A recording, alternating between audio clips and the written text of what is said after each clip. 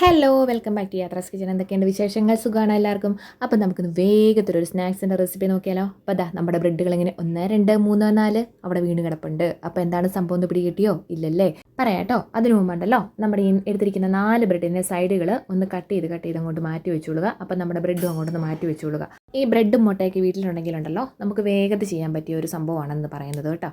അപ്പോൾ കുട്ടികൾക്കൊക്കെ ഒത്തിരി ഇഷ്ടപ്പെടുന്നതാണ്. അപ്പം നമുക്ക് ആ കട്ട് ചെയ്ത് വെച്ചിരിക്കുന്ന ആ ബ്രെഡിൻ്റെ സൈഡ് വശങ്ങളെല്ലാം കൂടെ ഒരു മിക്സിയുടെ ജാർ എടുത്തിട്ട് അതിൻ്റെ അകത്തോട്ട് ഇട്ടിട്ട് ഒന്ന് കറക്കി പൊടിച്ചെടുത്തോളൂ കേട്ടോ. അപ്പോഴത്തേക്കും നമ്മുടെ ബ്രെഡ് ക്രംബിൾസ് റെഡി ആയിട്ടുണ്ട്. അപ്പോൾ അതൊന്ന് പാത്രത്തിലേക്കൊക്കെ മാറ്റി വെച്ചിട്ടുണ്ട്. ഇനി നമുക്ക് വേണ്ടത് പുഴുങ്ങിയ മുട്ടയാണ് കേട്ടോ. ഞാനിവിടെ ഓൾറെഡി പുഴുങ്ങി വെച്ചിട്ടുണ്ടായിരുന്നു. അപ്പോൾ 2 4 6 എന്തായാലും നമുക്കിഷ്ടം എത്ര എണ്ണം വേണമെന്നുള്ളത്. ഞാനിവിടെ 2 മുട്ട എടുത്തിരിക്കുന്നത്. അപ്പോൾ അതൊന്ന് പകത്ത് പൊടിഞ്ഞു പോവാതെ ഏകദേശം ഒന്ന് പകത്തെടുത്ത് മാറ്റി വെച്ചിട്ടുണ്ട് 2 എണ്ണം.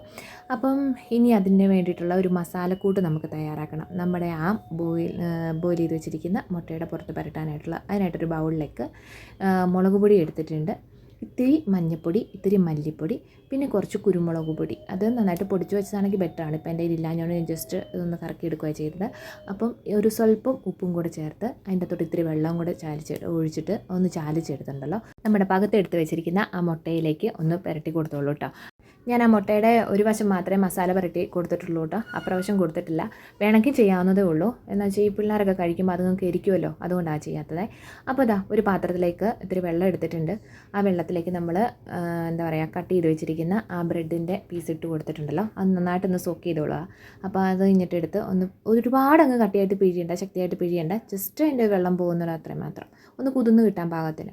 അപ്പോൾ ഇനി നമ്മൾ ആ മസാല പുരട്ടി വെച്ചിരിക്കുന്ന ആ മുട്ടയുടെ പകുതിയും കൂടി എടുത്തിട്ടുണ്ടല്ലോ അതിൻ്റെ അകത്ത് വെച്ചിട്ട് നന്നായിട്ടൊന്ന് ഫോൾഡ് ചെയ്തെടുത്തോളൂ കേട്ടോ. അതായത് രണ്ടും കൂടെ ഒരുമിച്ച് ആ മുട്ട അതിനകത്ത് വരണം. അപ്പം നല്ല രീതിയിൽ. അപ്പോൾ ആദ്യം ചെയ്യുമ്പോൾ ഒറ്റയടിക്കത് ശരിയാവണം എന്നില്ല. നമ്മളത് കൈ വെച്ച് 2 കൈയും കൂടെ കൂട്ടിയിട്ട് നമുക്കത് നന്നായിട്ട് എടുക്കാവുന്ന കാര്യമുള്ളൂ. കാരണം ബ്രെഡിന് നല്ല നനവും കൂടെ ഉള്ളതുകൊണ്ട് കുഴപ്പമില്ല കേട്ടോ. അത് ഒരുമിച്ച് വന്നോളൂ. അങ്ങോട്ടും ഇങ്ങോട്ടും ഞെക്കി അതൊന്ന് ശരിയാക്കി എടുക്കേണ്ട കാര്യമുള്ളൂ. അപ്പോൾ നമ്മുടെ ഈ 4 മുട്ടയുടെ പീസും അതുപോലെ തന്നെ ബ്രെഡ് സോക്ക് ചെയ്തെടുത്ത് അതുപോലെ തന്നെ ചെയ്തെടുത്തോളൂ കേട്ടോ. അപ്പോൾ നമ്മുടെ ബ്രെഡും മുട്ടയും കൂടെ നന്നായിട്ട് ഫോൾഡ് ചെയ്ത് എടുത്തിട്ടുണ്ട്. അത് നന്നായിട്ടൊന്ന് കൈ കൂപ്പി പിടിച്ചാൽ മതി. അപ്പോൾ അത് ശരിക്കും കറക്റ്റായിട്ട് വന്നോളൂ കേട്ടോ. ഒരുപാട് ഒത്തിരി പ്രസ് ചെയ്യേണ്ട, ഏകദേശം അതായി വന്നോളൂ. ഇനിയിപ്പം നമുക്ക് നമ്മുടെ ഉണ്ടാക്കി വെച്ചിരിക്കുന്ന ബ്രെഡ് ക്രംബിൾസിൻ്റെ അകത്തോട്ട് ഒന്നിട്ട് കൊടുത്ത് അങ്ങോട്ടും ഇങ്ങോട്ടും ഒന്ന് മുക്കി എടുത്ത് വെച്ചാൽ മതി.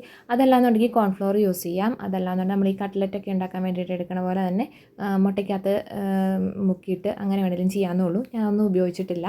അപ്പോൾ ദേ നമ്മളിത് റെഡിയാക്കിയിട്ടുണ്ട്. ഇനിയിപ്പോൾ ഒരു കടായി എടുത്ത് വേഗം അതിൻ്റെ തൊട്ട് ചൂടായി കഴിയുമ്പോൾ എണ്ണ ഒഴിച്ച് കൊടുത്തോളാം. ഒരുപാട് എണ്ണയൊന്നും ഉപയോഗിച്ചിട്ടില്ല കേട്ടോ. കാരണം നമ്മൾ വീട്ടിലൊക്കെ ഉപയോഗിക്കുമ്പോൾ ഒരുപാട് എണ്ണ ഉപയോഗിച്ചിട്ടുണ്ട്. പിന്നെ അത് റീയൂസ് ചെയ്യാനായിട്ട് നമ്മളങ്ങനെ ചെയ്യാറില്ല.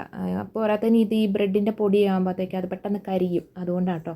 അപ്പോൾ ഒരുപാട് എണ്ണ ഉപയോഗിച്ചിട്ടില്ല. അപ്പോൾ അത് ഇട്ട് കൊടുത്ത് കഴിയുമ്പോൾ അതിൻ്റെ മേലേക്ക് കോരി ഒഴിച്ച് അത് ജസ്റ്റ് റെഡിയാക്കി എടുക്കാവുന്നുള്ളൂ. പെട്ടെന്ന് തന്നെ ആവുകയും ചെയ്യുമല്ലോ. അങ്ങനെ നമ്മുടെ എന്താ പറയുക ബ്രെഡും മുട്ടയും കൂടെയുള്ള സ്നാക്സ് ഇവിടെ റെഡി ആയിട്ടുണ്ട്. നല്ല ടേസ്റ്റിയാണ്, എമ്മിയാണ്. കുട്ടികൾക്കൊക്കെ ഒരുപാട് ഇഷ്ടപ്പെടും. ഇതിൻ്റെ കൂടെ സോസ് കൂടി ഉണ്ടെങ്കിൽ ഒന്നുകൂടെ ബെറ്റർ ആയിരിക്കും, അടിപൊളിയാണ്. പിന്നെ ചെറിയ ചട്നികളൊക്കെ ഉണ്ടെങ്കിൽ നല്ലതാണ്. അപ്പോൾ ഈ വീഡിയോ ഇഷ്ടമായെങ്കിൽ ലൈക്കും കമൻറ്റും സബ്സ്ക്രൈബും ചെയ്യാനൊക്കെ ആയിട്ട് ഷെയർ ചെയ്യാനൊക്കെ ആയിട്ട് മറക്കല്ലേ.